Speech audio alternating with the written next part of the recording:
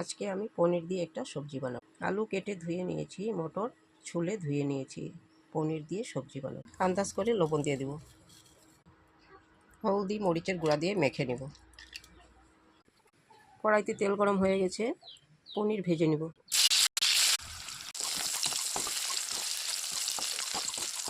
পনির ভাজি হয়ে গেছে, নামিয়ে নেব। সব পনিরগুলো আমি ভেজে নিয়েছি, নামিয়ে নেব। তেল গরম হয়ে গেছে, তেজপাতা, পাঁচফোড়ন ভাজি হয়ে গেছে, আলু দিয়ে দেবো, মটর দিয়ে দেবো, লবণ কাঁচামরিচ দিয়ে দেবো, জিরা ধনিয়া হলদি মরিচ দিয়ে দেবো, টমেটো দিয়ে দেবো, জল দিয়ে দেবো, আদা কুটে দিয়ে দেবো, পনির দিয়ে দেবো,